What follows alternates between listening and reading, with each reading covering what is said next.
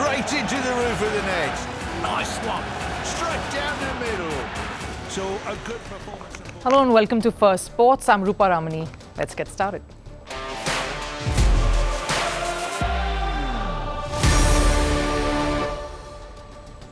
On the show today, yes, it's Friday and it's going to be an action-packed weekend coming your way with the Indian Premier League auctions set to take place on Sunday and Monday. We've got you covered there. What can you expect from the auctions? Who are going to be the top buys and which teams will they end up all in? I'll give you an overview of the mega auction and what to expect, including a sneak peek to a very special mock auction that I was a part of. Indian cricketer R Ashwin held a mock auction and I was thrilled to be a part of that. Plus, there is a special interview coming your way as we build up to the Formula One race weekend in LA, looking back at the season that was and on and off the grid, and of course, much more. But first, a look at the headlines. Starting with cricket and the Border Gavaskar Trophy, Test 1, Day 1 at Perth, Australia has ended it at 67 for 7. Jasprit Bumrah led the charge with 4 wickets. This was, of course, in response to India getting bowled out for 150 by T. Aussie Josh Hazlewood tore into India's batting order with 4 wickets. The Indian Premier League has released the dates for not one but their next 3 seasons. The 2025 league season kicks off from March 14th next year. Fast bowler Jofra Archer, whose name was missing from the auction due to injury, is back on it as teams gear up for the mega auction this weekend. In football, Peru captain Paulo Guerrero lambasted the match referee after his team's 1-0 defeat to Argentina in the FIFA World Cup qualifiers. The Peruvian accused the match referee of handing special treatment to his counterpart and soccer superstar Lionel Messi. In badminton, top men's doubles pair of Satvik Sairaj Rankireddy and Chirag Shetty are ready for the quarterfinals at the China Masters event. Lakshya Sen also will be in the quarterfinals of the men's singles draw, while Olympic medalist PV Sindhu's campaign ended after a hard-fought defeat in the second round. And setting the pace for the Las Vegas Grand Prix, Mercedes driver Lewis Hamilton completes the practice with a clean sweep, leading both sessions. The 7-time champion led teammate George Russell in the first session and McLaren's Lando Norris in the second.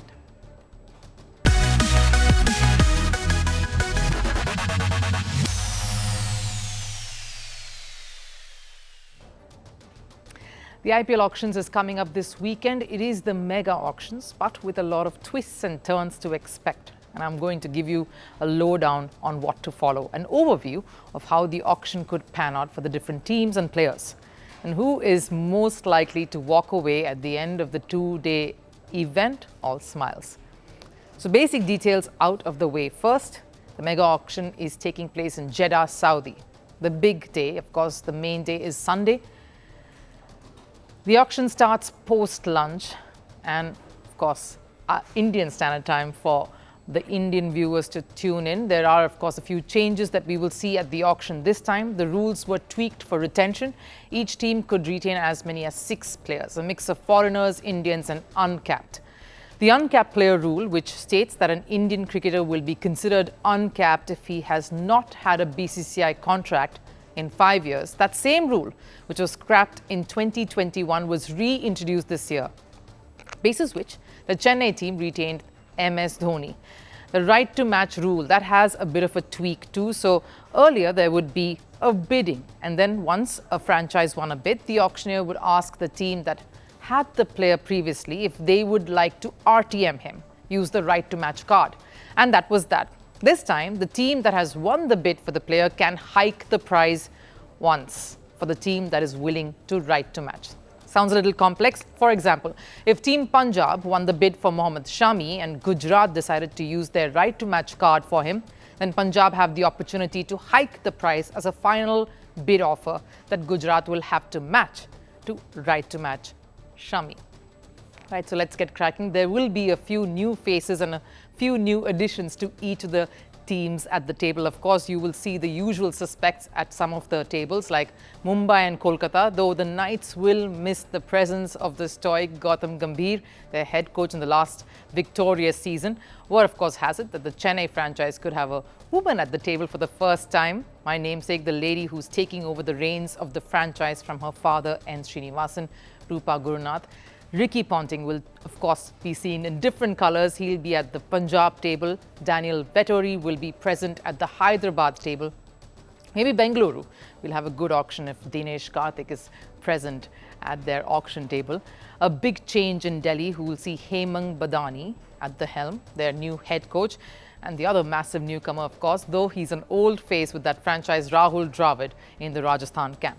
Of course, Justin Langer at Lucknow. What about the purse, though? Here's what the teams have in their money bags to spend. I'm going with the ones with the least to spend upwards. Of course, starting with Rajasthan, 41 crores, that's around $4.85 million.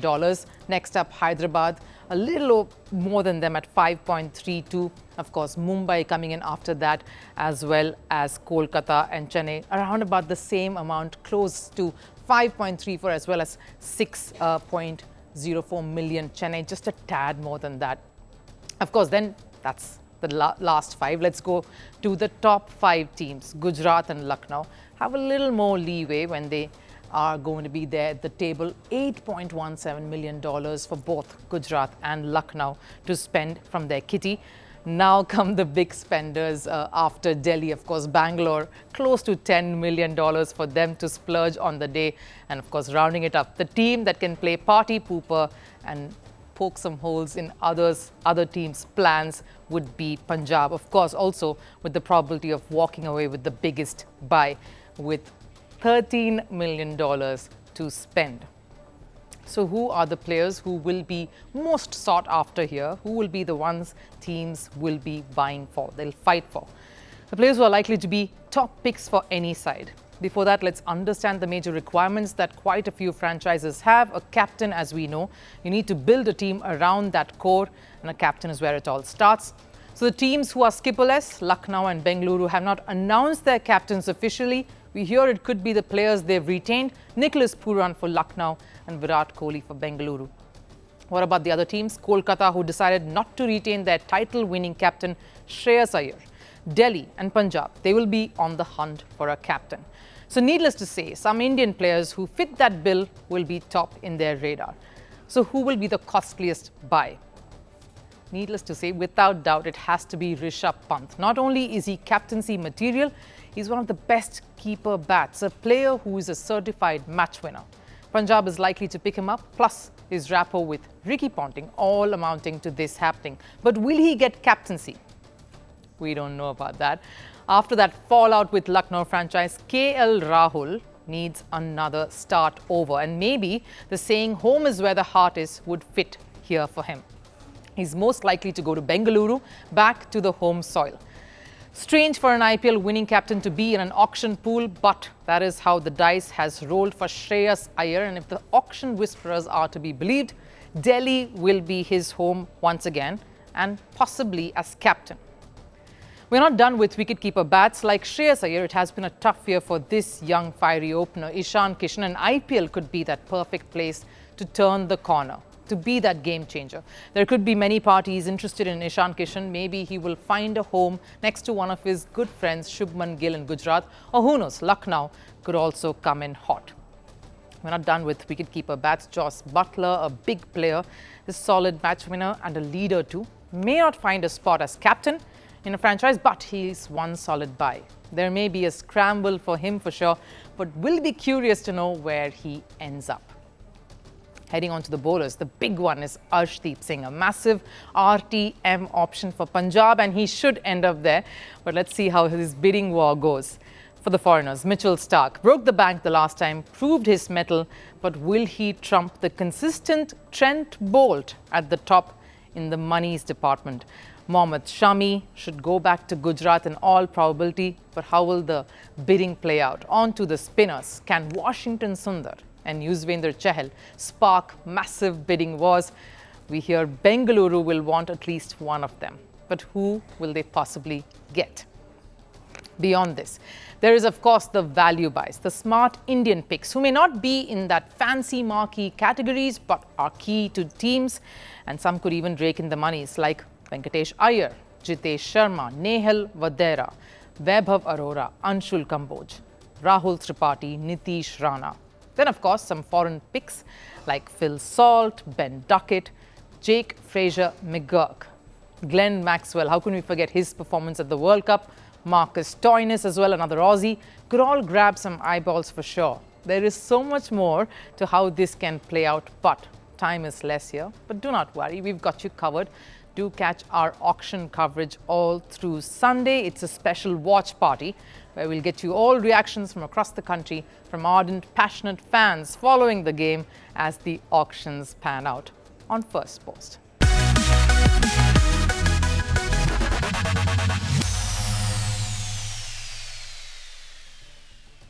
And speaking of auctions, I had the opportunity to experience what teams sitting at an auction table would do and how they would plan ahead of a mega auction. Indian cricketer R Ashwin organized a mock auction for his platform and invited me to be a part of that. I was the co-fake owner of the Gujarat Titans franchise, and there was a day-long constricted auction, a little abridged version. Not as many players went under the hammer as would be the case come the real auction, with that being over 2 days, making a squad of 25. We, of course, had to make a squad of 18. Quite a bit of money to achieve that. There was a lot of homework that was also carried out, and I must say I was absolutely thrilled that at the end of the review, Ashwin and his team picked Gujarat's mock team that I picked along with my co-owners as one of the top 4 squads coming out of that auction. A sneak peek of that.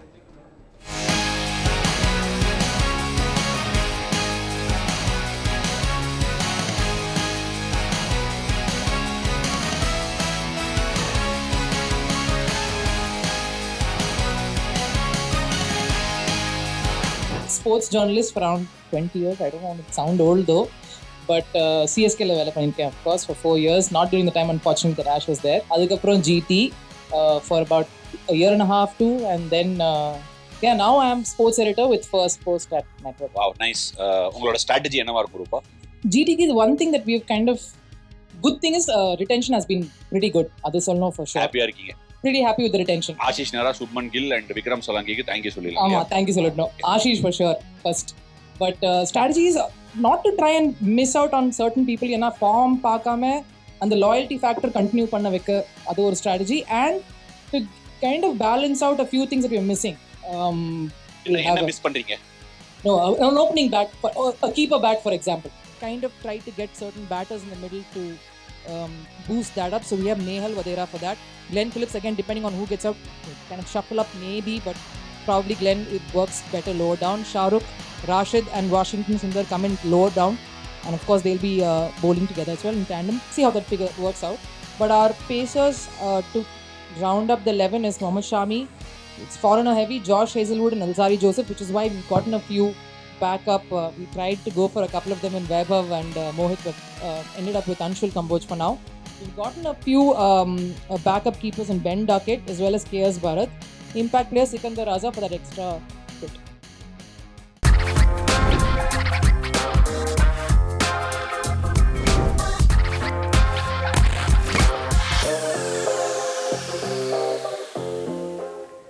It has been an exciting year on the Formula One circuit, and joining me to take us through some of the top moments of the season and to make some predictions on what to expect in the months to come is former F1 driver and now expert Karun Chandhok. Thanks for joining in, Karun.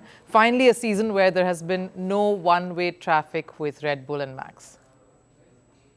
Oh God, thank God, yeah. I mean, we had 2 years of Max dominance, and I think we were all getting a little bit bored of it, frankly. So when we started the year, the first 5 races, again, we were a bit nervous because, Max and Red Bull came out. Basically, they carried on where they left off from last year. He won, I think it was 6 out of the first 7 races. In Australia, he had a technical issues, so he could have won that as well.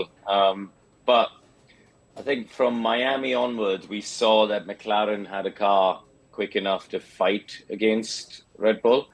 And we saw Lando take that win in Miami, which was I think good. And from that moment on, we've had 15 fantastic weekends as we head to the final triple header. And I think what's so important is we arrive on Thursday or Friday, and I walk into the track, and you talk to teams and drivers and all these people, and nobody knows who's going to win.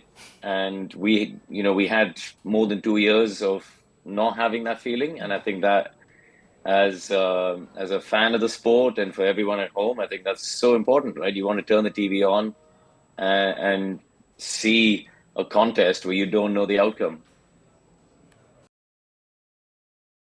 It's safe to say, of course, that it has been exciting and they've all put pressure on Red Bull and Max Verstappen in particular. But Karun, do you sense, especially over the last few months, that it was getting to him? There was a lot of pressure on Max? I don't think he felt pressure from, the competitors coming, honestly. I know a lot of people have speculated that he's been under pressure and, Lando's put him under pressure and all these sort of things. I don't believe that. I think Max is actually a perfectionist, and I don't believe it was pressure. I believe it was frustration. He knew that he was still driving just as well as he had earlier in the season when he was winning, or for the previous 2 years, but the results were not coming. Results he wanted. Now, I think in Brazil was a race where he was able to prove and show everyone that was the case. His anger and frustration came from not having a car that was able to fight and win. And in Brazil, when the rain came, he not only did he win, and I think he could have won that race by 1 second and still got the same points, right?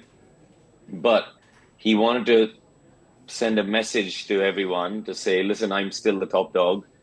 And he went out there and he won by 19 seconds and set I think he had the 9 out of the best 10 fastest laps. And his fastest lap was more than 1 second quicker than the next best, which was Lando.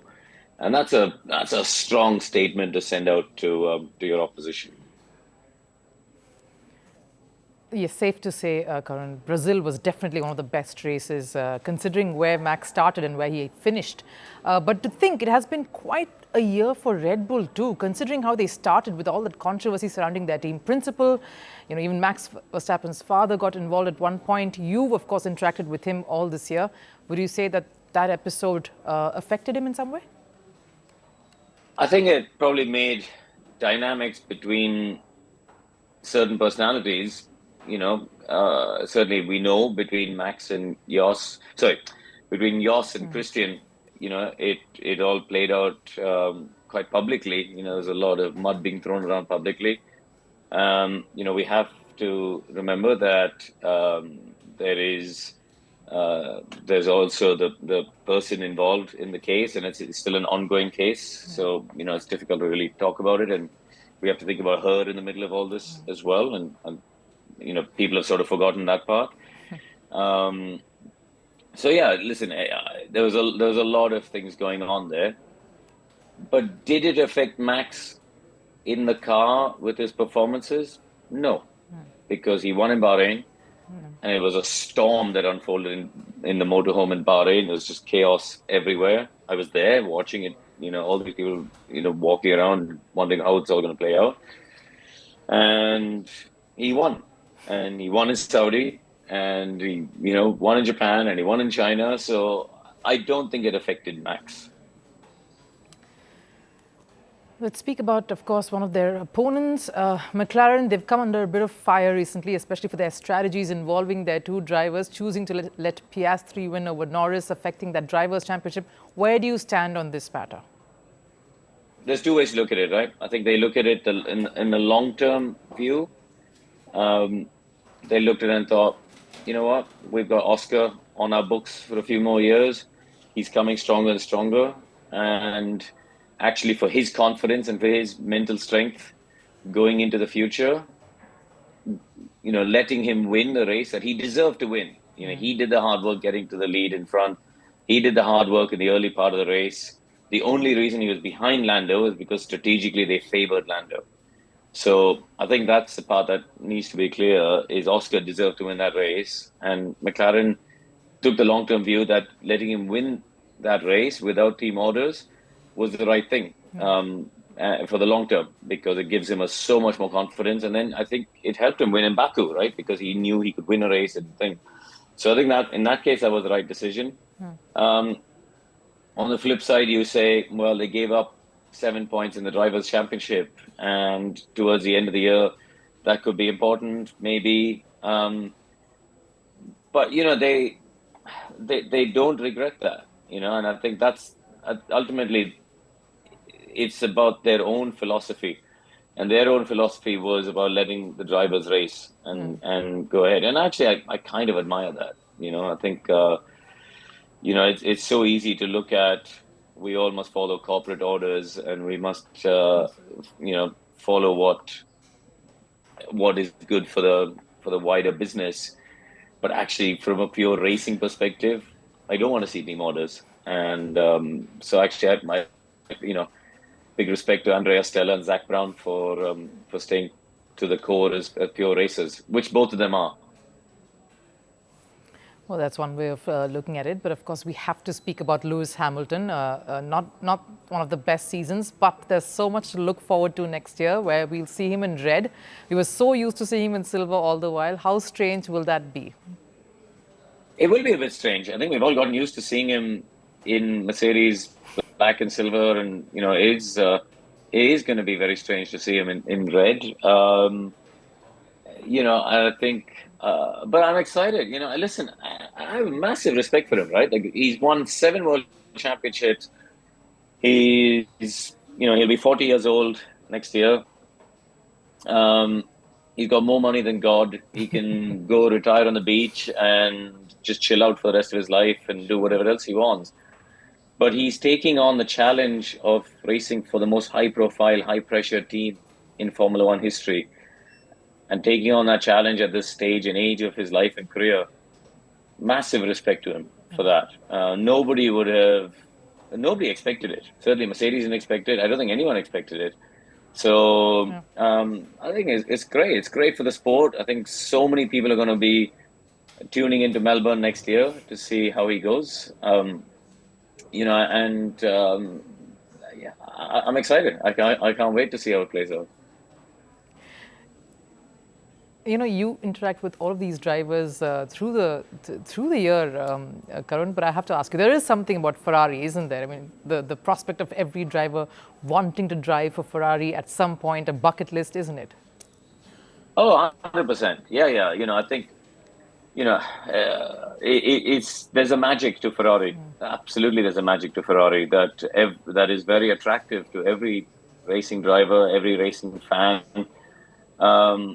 There's something about the red cars. There's about the history of it. The fact that it was started by Enzo Ferrari and his house is still there, and the town and the whole, and it's as close as you get to a national team. We don't have a concept of national teams in our sport. You like in cricket or in football where you support India or support Australia, whatever. So. But Ferrari is the closest it comes. When you go to the Italian Grand Prix, and I always say to people, if you're an F1 fan and if you have the chance one day, go to the Italian Grand Prix, and then you'll understand the magic of Ferrari, and you'll understand the passion of the fans and the lore of the team. I can only imagine that. But to wrap it all up and put you in a bit of a spot, FIA, of course, has come down hard on their drivers, preventing them from swearing and using profanities. Now, I understand the need to curb, but drivers saying they're not in school. What are your thoughts on this? I think at the end of the day, I get it in the sense, these drivers are setting an example for kids and language and behavior, things like that. But equally, I just think there's a lot of energy and a lot of time being focused on this, where there are easier ways to deal with it. You work in in the media world. How easy will it be to put a 30-second delay on things and just put a sensor on it? They do it in the cool down room at times. So it would just be something you can fix without having to talk about it. Equally, a lot of the drivers, you have to remember, English is not their first language, and they picked up words and they picked up phrases which are swear words in the English language. But what are you going to do? If somebody's going to come and start speaking in Marathi or Gujarati or Hindi or Tamil, are we going to have translators for every language in a room picking it up? And also, words that are swear words in any of these languages may not be swear words in another language, right? Things don't always translate. So I just think we're creating a very complicated situation when really there are so many more things more important that F1 need to fix and the FIA need to fix and deal with. Things like track limits and the driving standards and the guidelines. There are so many more important issues that energy and mental space should be focusing on. On that note, thank you so much for joining in, Karun Chandhok. And yes, hoping for a very exciting finish to this season. No problem. Thank you. Time for last serve, and we take you to France. Antoine Dupont is leading the captain's run as the rugby team trains in snow at the Stade de France. Dupont's side face Argentina later tonight, their final game of the November internationals.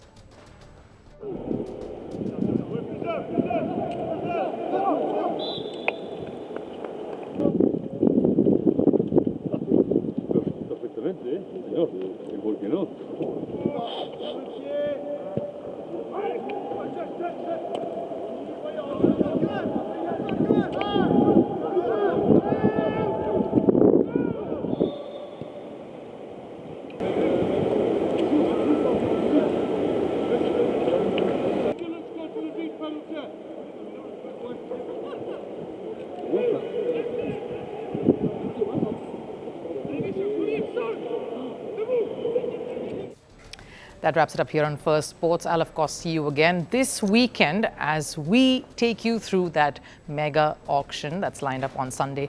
I'll see you then. Do take care.